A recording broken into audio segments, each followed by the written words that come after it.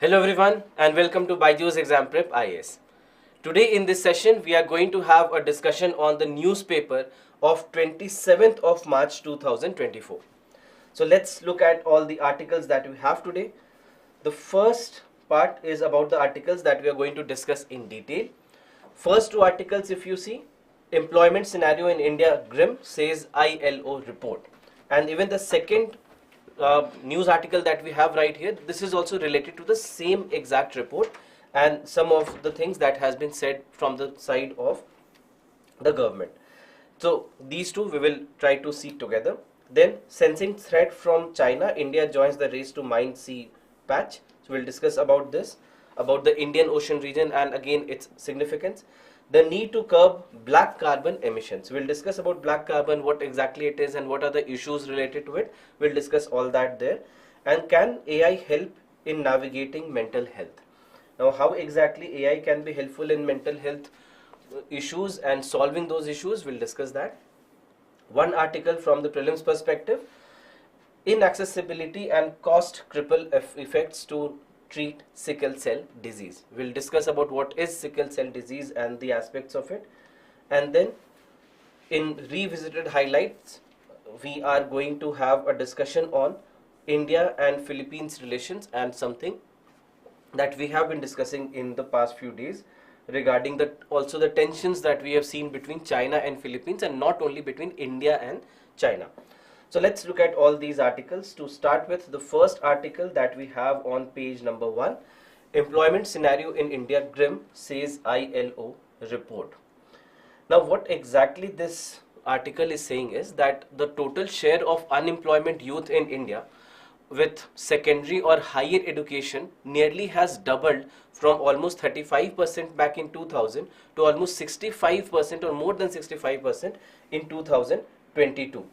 So this is basically what has been said in the perspective of where exactly we are currently. Now overall, when it comes to this report that was published by the International Labour Organization, we see that there are a lot of data that has been represented. For example, also saying that when it comes to the country's unemployment workforce, the youth is approximately representing almost 83% of country's unemployment right now. And between 2000 and 2019, unemployment and underemployment among the youth, and we have seen that they actually have seen certain data shifts. So what exactly are the data shifts? Let's try to also understand some of these aspects. So unemployment youth in India with secondary or higher education has increased from 35% back in 2000 to 65.7% in 2022 according to this data. And as a part of it, what it has also explained is that employment issues for youth actually has worsened during the pandemic. Now overall, when it comes to some of the market indicators, it also has talked about that there are declining, there are things that, I mean, when it comes to the market labor indicators, it actually has declined until 2018, but in the view of the COVID-19 pandemic, we have seen that there are certain changes that we have seen there. So overall, when it comes to the educated youth, what it says is, what this report says is that educated young people have faced significantly higher employment rates due to during this particular period.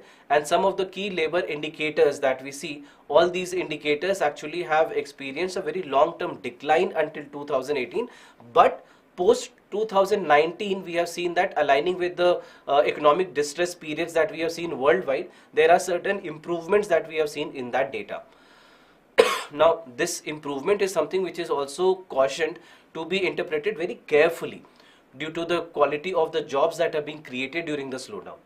Now at the same time, what we see is that if you look at the past 2 decades, India actually has witnessed paradoxical labor market improvements also, alongside all the ongoing challenges in the non-farm sector where some of the growth has been seen, and the capacity that we have seen in all these sectors to also absorb the agricultural workforce.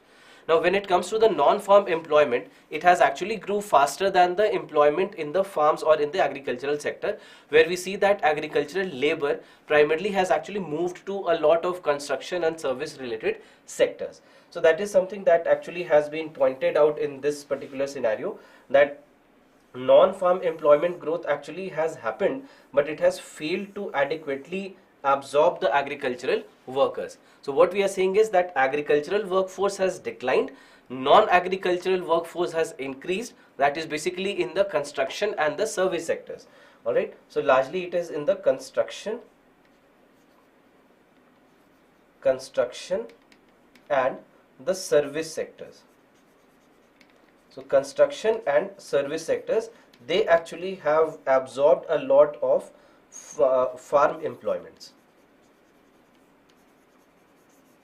A lot of farm employments, they have been absorbed by them, but their growth is not as much as it is not so significant that it can absorb everything that is being given by the agricultural sector, or which is being let go by the agricultural sector. And that's why what it has said is that despite some growth that we have seen in the regular work post the year 2000, the informal sector actually remains very dominant at almost 90%, with almost, you can say, some decline that we have seen in the regular work after 2018.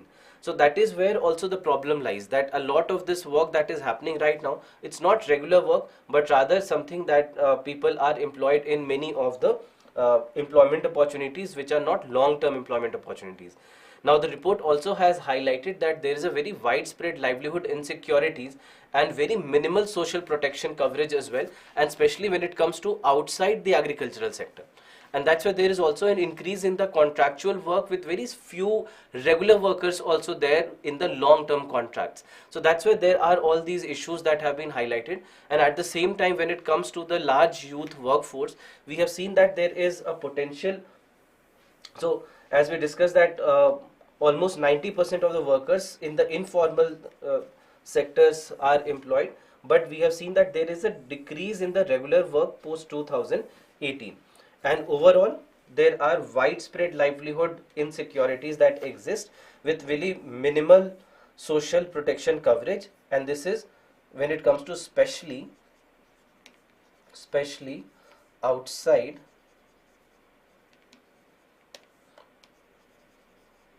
agricultural based employment. All right, especially outside agricultural based employment, we have seen that this is something that has been lacking.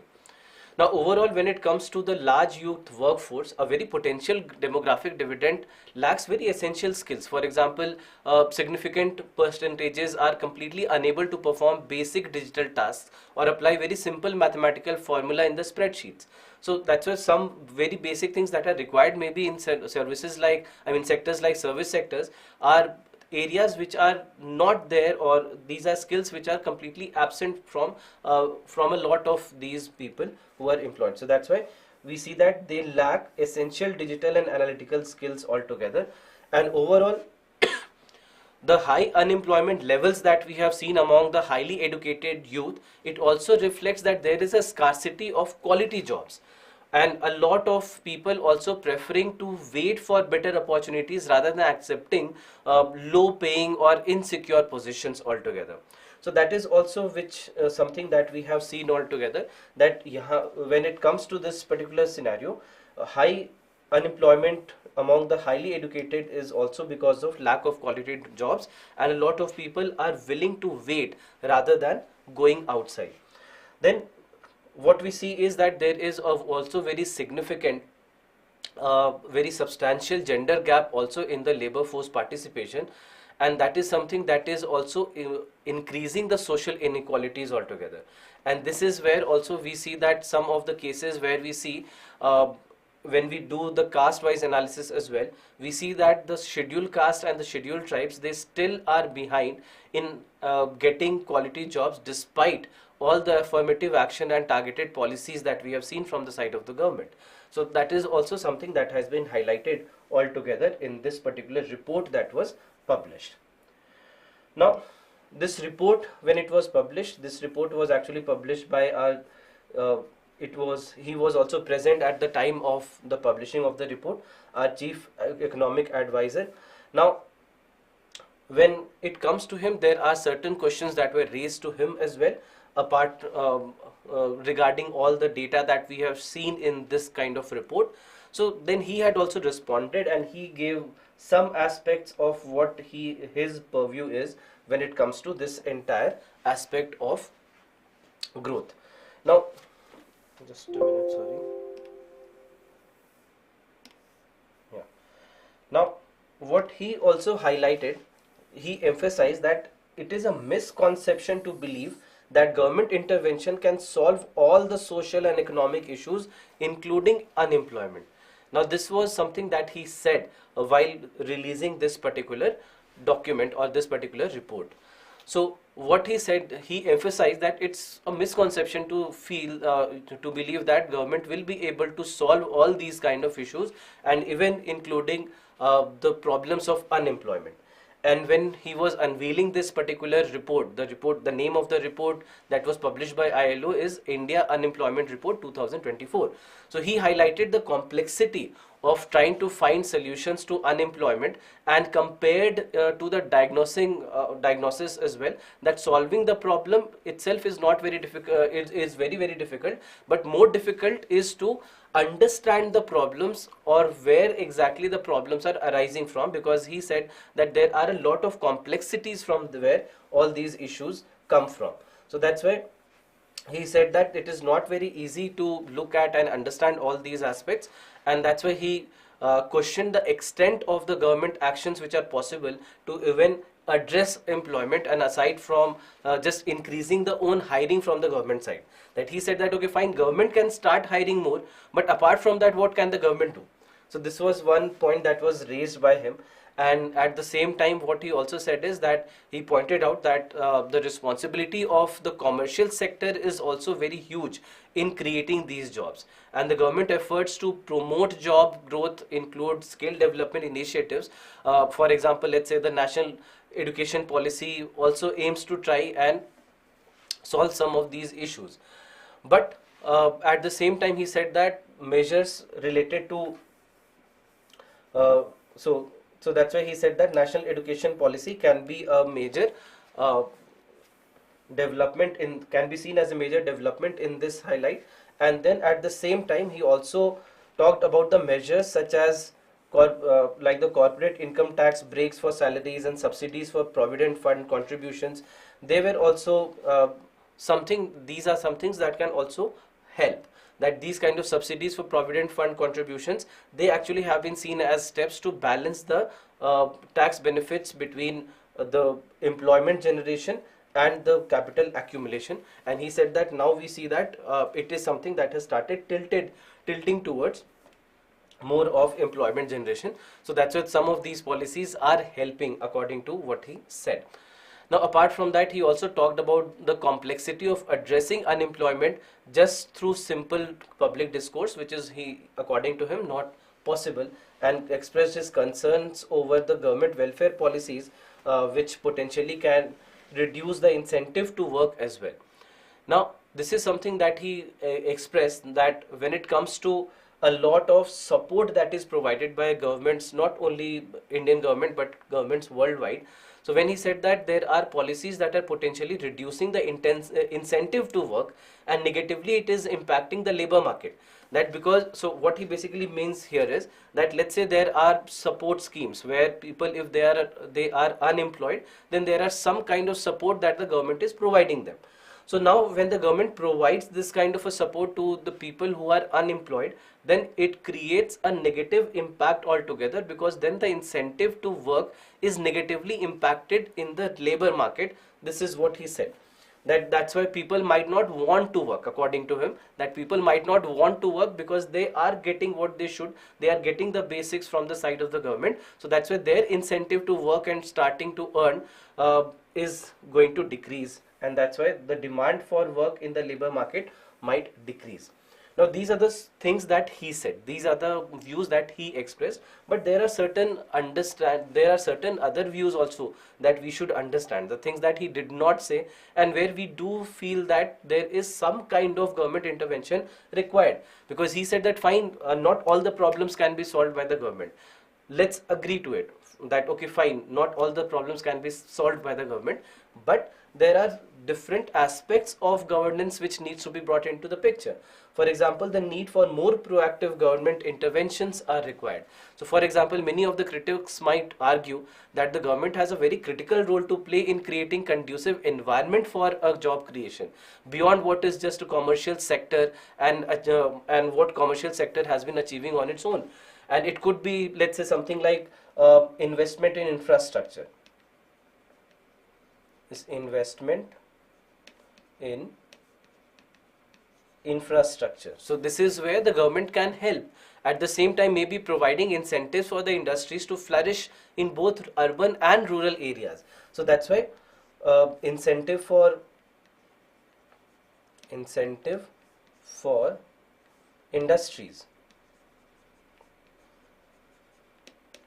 so that industries can flourish in both the rural and the urban areas, and also maybe ensuring that the labor laws are conducive to create jobs while also protecting the workers' rights. So that's why there are things that can be done, that they can also help in protecting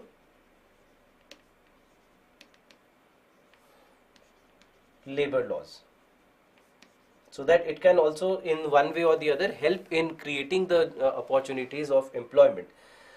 Then the other thing also is with regard to some of the current policies also that have been highlighted by a lot of critics, that although he highlighted that skill development and educational reforms are very key initiatives, but there may be some that are not really content with these efforts, and these efforts may not have been sufficiently be able to address the skill gaps that we have in the labor market.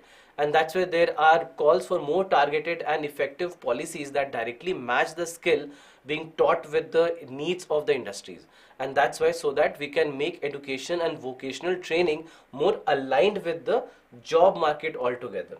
So that's why this is something which is supposed to be done, that we have to align education and training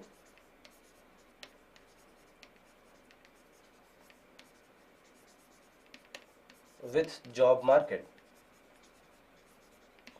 So this becomes very crucial aspect of skill development and educational reforms. Then at the same time, addressing of the informal sector also becomes very crucial, because the fact that more than 90% of the workforce is engaged in the informal employment, it actually challenges the view that tax breaks and subsidies alone can stimulate all the formal job growth.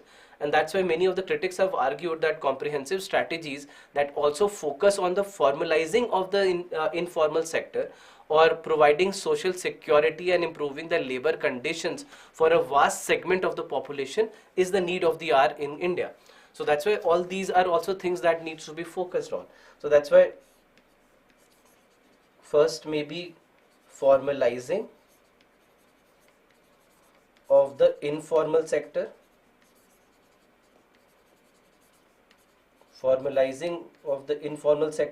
then providing social securities wherever possible.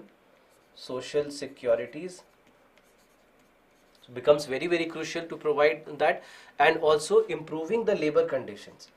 Improving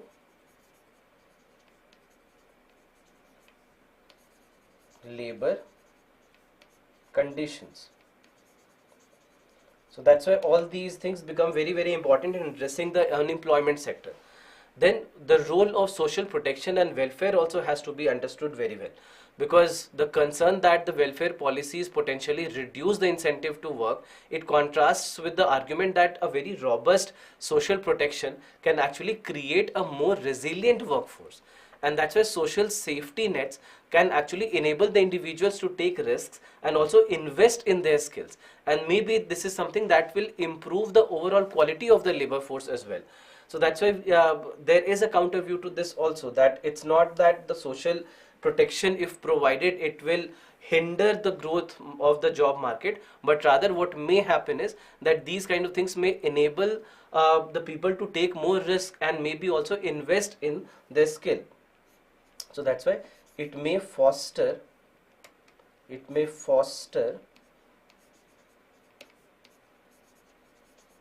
skill development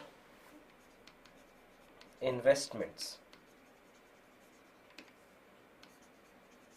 by individuals.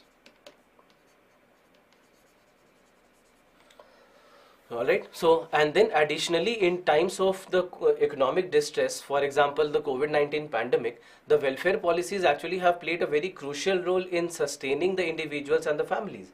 So that's why we cannot argue away from it all the time, saying that it is not going to help. It actually has helped in a lot of ways, because you create that safety net. Alright, you create that safety net in which the job market can breathe easy and maybe start taking better steps and better skill development initiatives as well.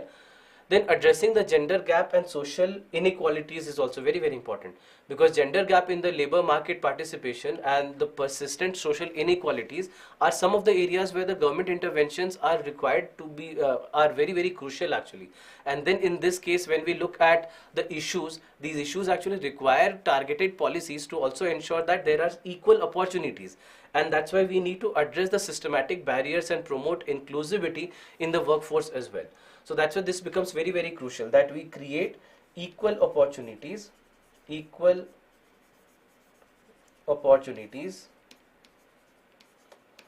equal opportunities for everyone, where we see that there is a problem of inclusivity, and we need to address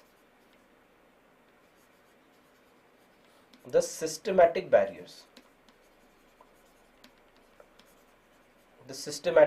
So all these things have to be done to ensure that we can address these issues. And then finally, the skepticism about the market-led solutions is also there. Some also argue that leaving employment generation predominantly to the commercial sector only might not adequately address the employment quality and the security concerns, and market-led growth might prioritize the efficiency and profitability of the company or of the organization over social equality and job security. And that's why this might also lead to a rise in a lot of problems and a lot of maybe informal employment as well. So that's why there are all these things also that we have to understand, that what may happen here is that profit might take over social securities, because individual profits might be given the priority by these organizations and companies. So that's why we need to understand the both sides of the coin, that there is one side that was put forward by the chief economic advisor, but the critics also argue a lot of other points on the other side of the discussion as well. Now coming to the third article, and this is about sensing threat from China, India joins the race to mine sea patch. Now what we see is that India has actually applied to the International Seabed Authority in Jamaica for rights to explore two very large areas in the Indian Ocean region, and this is outside the national jurisdiction of India. And this application actually is largely about a particular seamount called as the AN seamount. Now so AN stands for Afancy Nikitan seamount. So AN seamount, which basically you can say is very rich in cobalt and lies almost 3,000 kilometers of India's coast. Now this is an area that covers almost 400 kilometers of area, and when it comes to this area, just remember this, that this is an area which is a cobalt rich area, and we are talking about the AN seamount. Now overall, if you see, this is a feature that is 400 kilometers long and 150 kilometers wide, and is located approximately 3,000 kilometers of India's coast. And it has an oceanic depth of almost 4,800 kilometers and rises to about 1,200 kilometers, where you have nickel, manganese and copper also, apart from cobalt. So what we basically are saying is that we have applied and we want rights to go and explore this particular area. Now, when it comes to this, it becomes very crucial also to understand the fact that this move is partially in response to China's reported activities that we have seen in this particular area, the reconnaissance activities that we have seen in the region, alongside also Sri Lanka's claim to this area under very different laws. And that's why when it comes to this AN seamount, it becomes very crucial in this aspect for India. And that's why when it comes to this area, to extract these resources, the countries must also first have to secure an exploration license from the International Seabed Authority. So we are looking at this particular area. This is the area which is called as the AN seamount, and as you can see that this is an area of the coast of the south coast of India. Now, to extract these resources, as I told you, that we need a license, and license is required from the International Seabed Authority. And in this particular context, we understand that when it comes to the governing all these activities, it is something that is covered under UN clause. Now, when it comes to this, what we understand is that almost 60% of the world seas are open resources, and this is where the open resources or the open seas where there are a lot of resources which might be available. These are areas that can be very rich in minerals and very rich in a lot of things that are required, or a lot of things that a lot of countries have been sorting. So that's why we see that there are all these aspects of it, and that's why now India also has been looking towards this particular area. So just understand that this is the area that we are talking about. Now, overall, when it comes to this particular area, we are talking about the AN seamount. So what do we mean by, understand what do we mean by a seamount? What is the meaning of seamount? Because we see that there are so many claims that, okay, Sri Lanka also has claimed up to 500 nautical miles under the provisions of certain rules, and India has also staked a claim for the exploration, citing concerns over Chinese activities and future strategic implications. So that's why there are all these things that we have seen already happening in this context. So when it comes to seamount, seamount basically you can say that is any underwater mountain that has not risen so high that it would come above the ocean surface. So this is a mountain that remains below the ocean surface. So that kind of a structure is called as a seamount. And many of these seamounts that we have across the world, we have seen that many of these seamounts are very rich sources of minerals, and this is exactly the case with this seamount, AN seamount as well, where we know that it is rich in cobalt, but apart from that also nickel, manganese, etc. also are in fair amount in this particular area. And overall, when it comes to the Indian Ocean region, we do understand that Indian Ocean region becomes very, very crucial for India, and we know that there are all these countries, and this is the part which is called as the Indian Ocean region, right?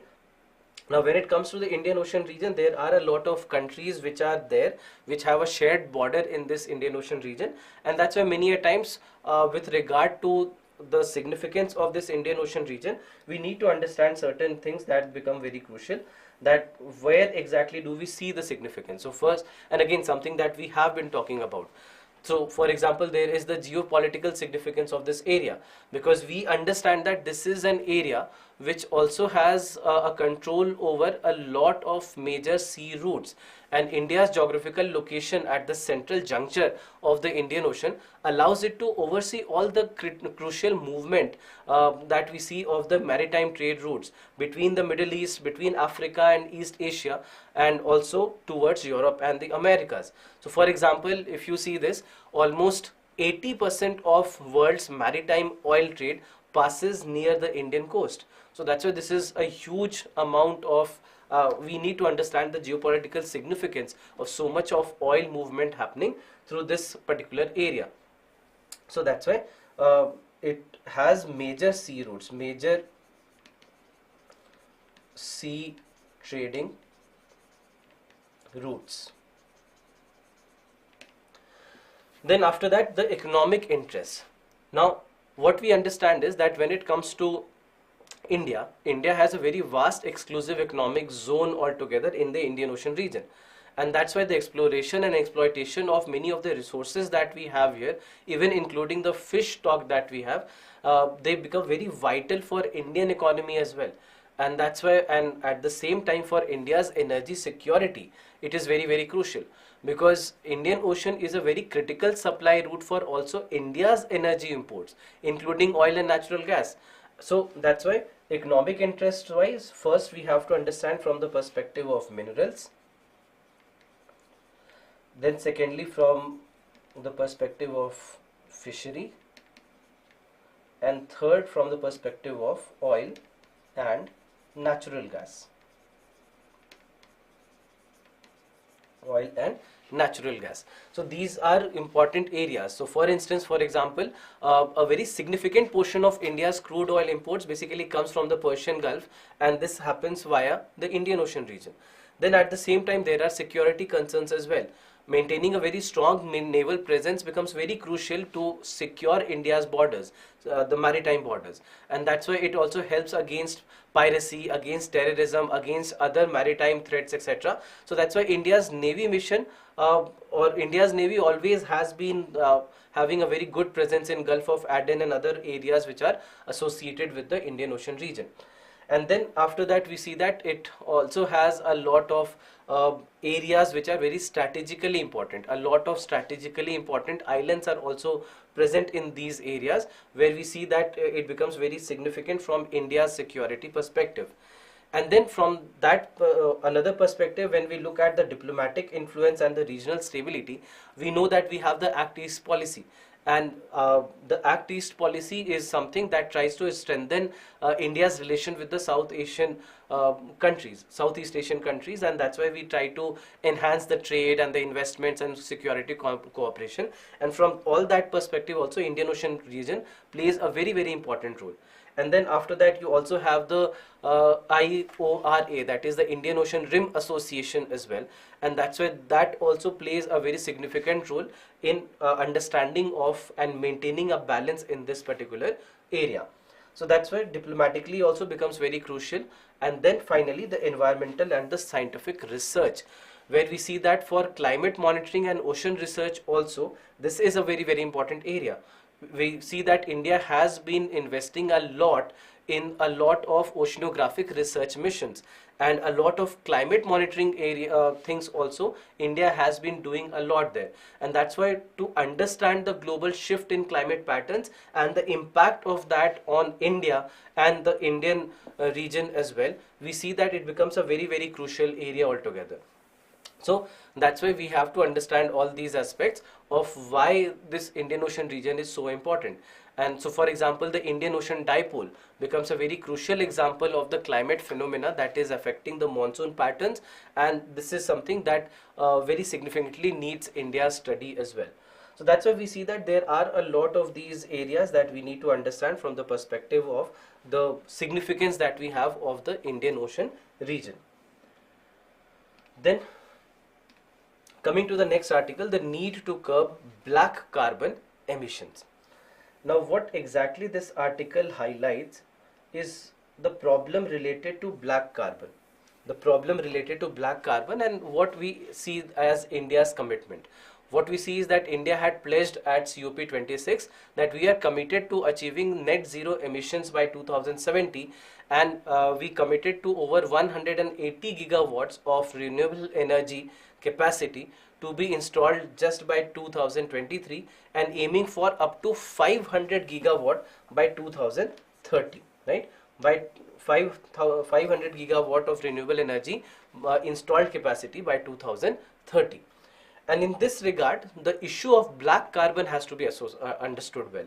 That we see that black carbon has been a big challenge because it is emitted from a lot of different resources, and we'll discuss about the various resources from where it is emitted.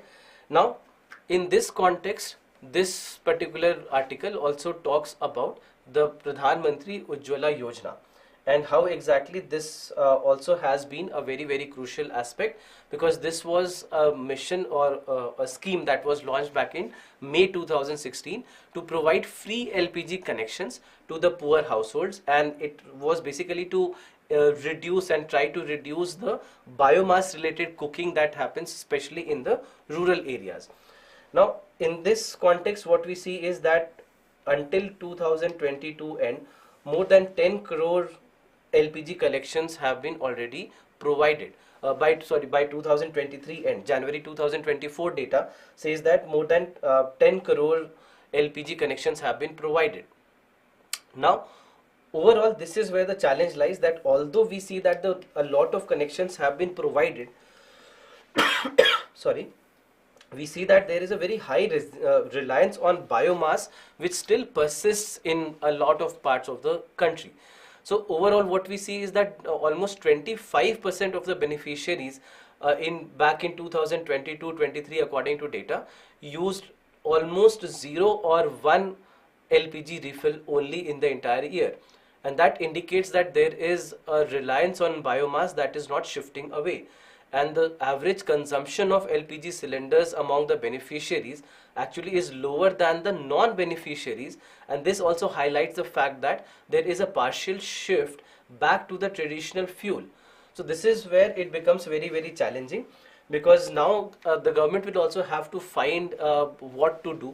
So for example, the government has increased the LPG subsidy to try and improve the access, but high prices and the refill rates which remain high, it still remains an issue, and that's why the lack of the last mile connectivity for the LPG distribution, this is where the problem lies with a lot of these areas.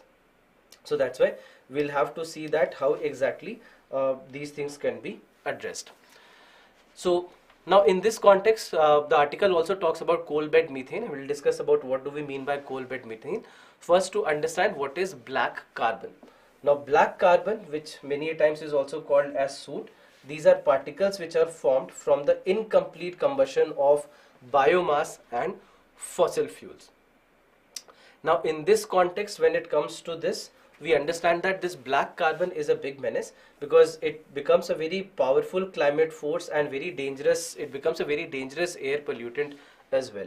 And at the same time, we see that there are black carbon and co-pollutants which make up majority of PM 2.5. So PM 2.5 stands for particulate matter of size which is less than 2.5 micrometers. So that's why PM 2.5, very small particles you can say, which make up a big part of air pollution. So that's why we see that black carbon actually makes a big part of this PM 2.5 air pollutant, and that's why it can lead to a lot of deaths also related to air pollution. A lot of premature deaths that have happened. If you look at the data, indoor and outdoor PM 2.5 air pollution have estimated to have caused over 3.5 and 3.2 million premature deaths annually. So that's why it's a huge number that we are looking at when it comes to black carbon and its effect on a person's health. So overall, when you look at black carbon, what you will understand is that every part of the world is getting affected by black carbon. And in case of black carbon, what we understand is that this is something that can be produced from a lot of different sources. There are a lot of different sources from where it might be produced, and it has a huge impact on a lot of things, on a lot of things. For example, the health and the environmental impact that it has. So black carbon basically is something which is extremely harmful for human health, and that's why it contributes to a lot of cases of cardiovascular diseases and a lot of respiratory diseases, and thus leading to a lot of premature deaths altogether. And at the same time, it also affects the visibility. It also obviously harms the ecosystems as well, reduces the agricultural productivity. Also, it increases the global warming level altogether. So that's why we understand that there are all these issues that we have with black carbon. And overall, when we see WHO also had reported this, that according to WHO, we see that the total number of air pollution deaths is very significant when it comes to black carbon and the effect that it has. So overall, we understand that black carbon becomes very significant contributor to climate change as well, and it is second only to carbon dioxide in terms of absorbing the solar energy and warming the atmosphere. So that's why we see that this also becomes a very big challenge. And then at the same time it also has the effect on the snow and the ice. So it also has effect. So first obviously is human health. It has a significant impact on human health and can lead to cardiovascular diseases,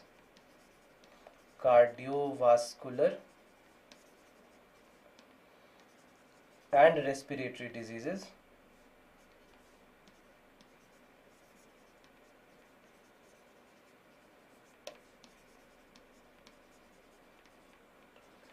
Then negative impact on the ecosystems, negative impact on agriculture, then negative impact on climate, so leads to climate change as well. It does lead to climate change as well. And then the effect that it has on snow and ice, that when it is deposited on snow or ice, black carbon reduces their reflectability or the albedo, and that is something that fastens the melting and contribution to the glacial retreat that we have seen, the loss of glaciers that we have seen. And that's why it also affects the fresh water and the food supplies, particularly in countries like India also. So that's why we see that this becomes a very big challenge altogether, that when we look at their impact on snow and ice, impact on snow and ice. So what happens is that because of that, what happens is that they would decrease their reflectability, and that's why what happens is that it leads to glacial retreat, and that's why impacts the supply of fresh water. It impacts the supply of fresh water, and also at the same time it also impacts the food supplies. So that's why black carbon becomes very, very crucial. We need to understand about black carbon crucially from this perspective. Then when we look at the source of emission, we understand that there are so many different sources of emission when it comes to black carbon, and that's why it becomes very crucial. And at the same time it also has a negative impact on precipitation, that black carbon influences the cloud reflectability as well, and that's why it can alter and also the duration for which the clouds can remain. That's why it can have an effect on the precipitation patterns as well, and that's why it can reduce the total amount of precipitation, and this is also one of the big challenges. And overall, when it comes to this, we understand that there are worldwide problems that something like black carbon can actually cause. So that's why we need to understand what black carbon is and what the effects are. Then the article also mentions about coal bed methane. So understand what coal bed methane is, because coal bed methane has been suggested as an alternative to the biomass burning. The problem right now what we are seeing is that although LPG connections have been provided by the Government of India, but not a lot of households are still using it. We see that almost 25% of them have gone back to biomass usage. So it's not that they are using the LPG cylinders because of the price issues and supply issues and all that. So there are alternatives that have been given in this article. One of the alternatives that has been mentioned is coal bed methane. So what we mean by coal bed methane is basically this is the methane that you get from the coal beds or from the areas nearby the coal mines. So this is basically the methane extracted from areas near coal fields. Now this coal bed methane can be a very, very crucial aspect of getting this methane that can be used in variety of ways, whether as fuel, whether as cooking fuel, or whether for industries or for vehicles, for various different aspects. Wherever we are using natural gas, coal bed methane can become an alternative.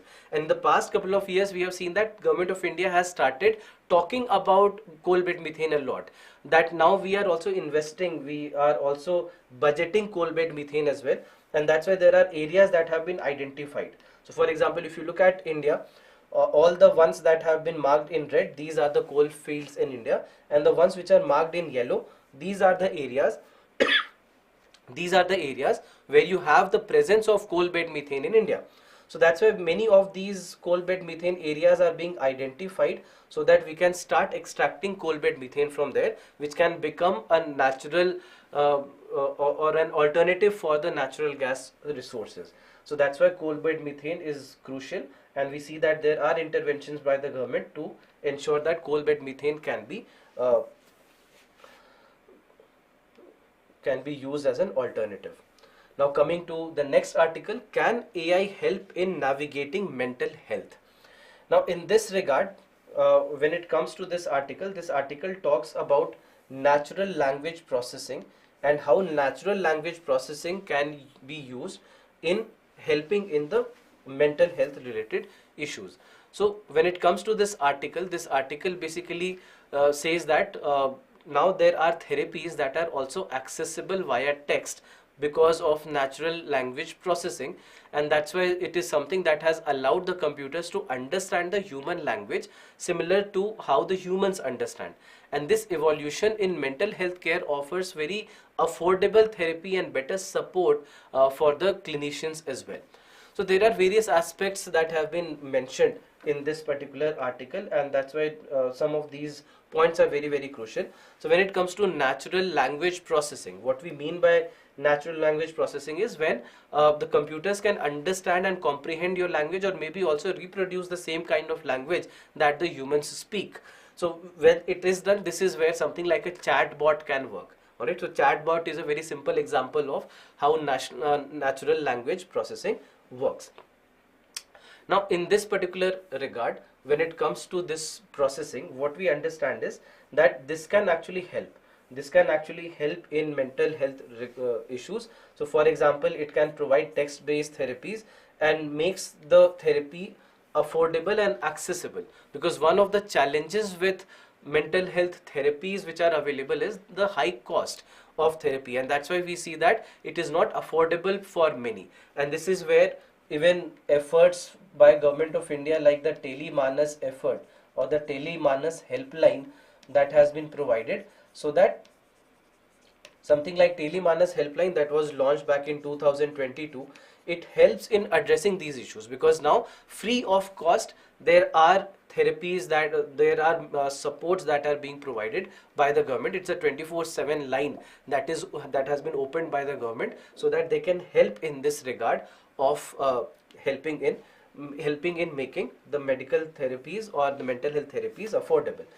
Now overall, when it comes to the benefits for the patients, what we see is that this is something that will help in enhancing the piracy and also encourages seeking more help. That it tries to basically reduce the stigma. Alright, tries to reduce the stigma because it provides the anonymity that many people like, or it also encourages, that's why it encourages the help seeking behavior across the various different demographies as well. So that's why it can be very helpful. Similarly, we see that it can provide emotional support and personalized care as well. That in this regard, we see that the chatbots can offer a lot of emotional validation and thought reframing and personalized care at the same time, which is something which can be very beneficial, especially when the human support is unavailable. At the same time, when we look at the outcomes, we understand that it might start providing something that is scalable, something that is available 24/7, and something that can be integrated into the existing health programs as well. And that's why it is something that can make the therapies more accessible. So for example, when we talk about the Telemanas helpline, is it not possible that this kind of a chatbot based service, which is 24/7, it can be provided and it can be integrated with something like Telemanas? It can be done so, and that's why it will also help in reducing the burden altogether. Similarly, we understand that there are benefits for the clinicians as well. All right, so that's why, because this model becomes very scalable. So for clinicians also there are a lot of benefits. So for example, the efficiency in diagnosis and treatment will be better, that these AI tools, they can summarize the intensive patient data, and that can aid in very quicker or maybe also accurate diagnosis, and also tries to save time. It can save the time during these sessions. So that is why it can summarize patient data quickly and save time there. And then at the same time, it can predict the medical responses, also improving the treatment decisions as well. So that's why we see that advancements in the natural language processing can also predict the responses to the medications by analyzing the brain activities as well, and at the same time the clinical data, and it can improve the treatment decisions altogether. And then at the same time, it can also reduce the waiting time with e-training. So when it comes to these kind of systems, they can actually reduce the wait times, and overall it can increase the clinician's capacity to focus on several mental health illnesses which require very specialized care. So that's why there are all these things that can be done, and maybe in the future we might look at a better adoption or a very refined adoption altogether. That the potential of the NLP in mental health care, it is expected to increase in adoption efforts, and we'll see that it will try to refine the applications as well, where we'll see that very diverse data sets will be available, so that we can minimize the bias that can come into the AI based systems. And then after that, it can also focus on comprehensive care and diverse health indicators as well, that a lot of data might be available for more comprehensive care and experience. And then at the same time, there should be a framework for improvement as well, that the success also relies on the application being guided by frameworks that are aimed at improving the healthcare outcomes also, and all these things being very rigorously tested also at the same time. So that's why there are all these things, and of course we also need regulations for safety and compliance as well, trying to prioritize all the innovations alongside the requirements of the people. So that's why there are all these things that we need to understand from this particular perspective. Now coming to the article related to sickle cell disease. Now this article basically talks about sickle cell disease and how sickle cell disease, there are certain issues with sickle cell disease, but this entire article as such is not very important. There are certain issues, of course, that has been highlighted, but more than some of these important points that we have, we need to understand about what exactly sickle cell disease is. So overall, when it comes to sickle cell disease, we understand that these are some of the disorders where we see that there is abnormal hemoglobin called hemoglobin S or sickle hemoglobin in the red blood cells. And this is where we understand that when it comes to this sickle cell, this kind of unlike the normal flexible red blood cells that we have that can very easily flow through the blood vessels, sickle shaped cells can actually get stuck. If you look at this particular picture, the sickle cell blood cells, they can actually get stuck. And that's why they can block the flow of blood altogether.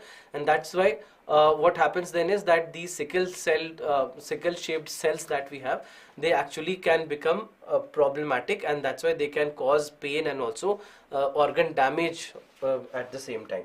So that's why there are all these issues that something like this can happen.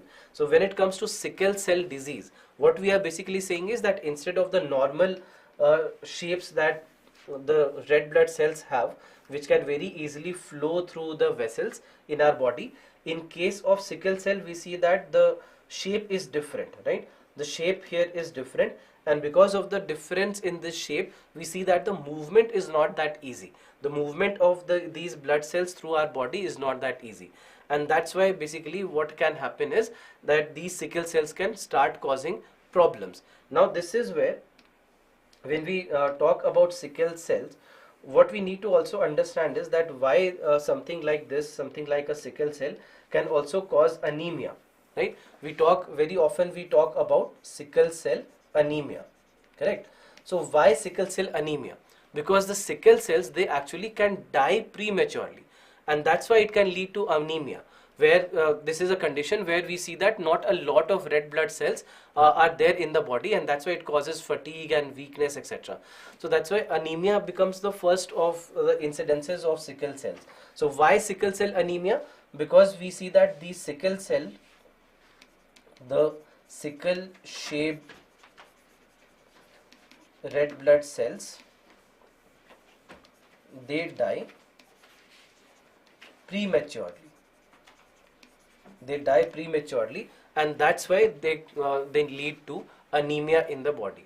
And then after that, the blockage of the blood flow can also lead to episodes of pains, which are also called as sickle cell crisis. So it can lead to sickle cell crisis, and this can be very severe and might also need hospitalization of the patient. So that's why there are problems related to sickle cell crisis as well. So that also becomes one of the challenges, and then it also increases the risk of infections as well, that individuals now become more susceptible to various different infections, and that's why preventive care would need vaccinations and taking daily antibiotics, etc. So there are all these things that can happen, and over a period of time it can also lead to organ damage as well, that organs such as brain or heart, kidneys, liver, all these can also be further affected because of the complications of the sickle cell. And finally, what we also know is that it can lead to vision related issues as well, because blockage of the blood flow can also affect the eyes, and that leads to vision problems or blindness in a lot of people. So that's why when it comes to sickle cell, it becomes very crucial for us to understand that what kind of issues can happen because of sickle cell. And although we have a policy now, we have a target now that by 2047 we want to get rid of sickle cell anemia, but at the same time understanding of the core issues becomes very, very crucial. Then coming to the last article for the day, and this is about India supports Philippines sovereignty, says Jaishankar, sparks Beijing response. Now what basically we are saying here is that India is supporting Philippines sovereignty, as has been stated by the External Affairs Minister S. Jaishankar during his visit to Manila. And in this particular scenario, what we see is that there was a Chinese reaction also, and he reacted by urging the third countries not to interfere in response to the comments that were made by S. Jaishankar. And this is where his visit, when he met the Philippines president and the foreign minister there as well, this is something which is a part of the tour that also includes Singapore, Philippines and Malaysia all at the same time. So this is where he emphasized the importance of adhering to the UN clause, and he highlighted the concerns over Chinese maritime actions. And we know, and we discussed this on 24th of March news analysis as well, where we saw the Chinese aggression against Philippines in the South China Sea. So that's why this visit, it highlighted the maritime cooperation that is required between India and Philippines, and including the visit of the Indian Coast Guard ships as well to India. And that's why we see that when it comes to the escalations that have happened over the Chinese aggression against Philippines in the South China Sea, in that context this kind of a statement becomes very crucial, because when it comes to China, what China said is that the third countries should try to respect the Chinese territorial sovereignty. So it is China this time which is saying that the others should respect the sovereignty of Chinese land. So very unfortunate way to put things forward, but this is what they have said, that the others should try and focus on their bilateral relations and not include China on this. Now this is something where we have to understand that the Chinese are also monitoring India's sale of the BrahMos missile that happened to Philippines very recently. And that's why we see that there are a lot of discussions happening between India and Philippines with regard to trade, with regard to digital infrastructure and the various international issues as well. And this is something that highlights the deepening ties between India and Philippines altogether in this matter. So that's why this is something which is a very important and a very crucial development that we see in the relations between India-Philippines, India-China and Philippines-China. So this is it for that article. So just an update on what has been already happening. Now looking at the mains questions for today, evaluate the implications of deep sea exploration endeavors on India's energy security, economic interests, and geopolitical stance in the Indian Ocean region. So something that we discussed, that there are so many ways in which this Indian Ocean region becomes very, very crucial for India, whether it is because of geopolitics, whether security concerns or mineral related issues or environmental studies also. So overall there are a lot of significant things that this Indian Ocean region brings for us. So that is what you have to highlight here. And second, examine the role of initiatives like the Pradhan Mantri Ujjwala Yojana in addressing the environmental challenges and health issues in India, and discuss the potential of alternative energy sources such as coal bed methane in complementing these efforts. So we discussed the fact that these LPG connections were provided as a part of this scheme, but then there are certain challenges that we have. But why these schemes are important, we have to understand that it reduces the complications that arise because of the indoor air pollution or even the outdoor air pollution that happens because of biomass burning, the black carbon issue that basically is caused. And black carbon, as we discussed, is the second most problematic contributor to global climate change, although short-lived, but it is. So there are all these issues that we know, and then alternatives. So alternatives like coal bed methane, but it's not that when you write this answer you have to only mention coal bed methane. You have to mention the other alternatives as well, where India has been actively working, and we are trying to understand how to use all these alternatives instead of coal, petroleum and natural gas. So these are the things that you can write in this answer. So this is it for today's session. I hope this session is helpful for you. Thank you very much for being here.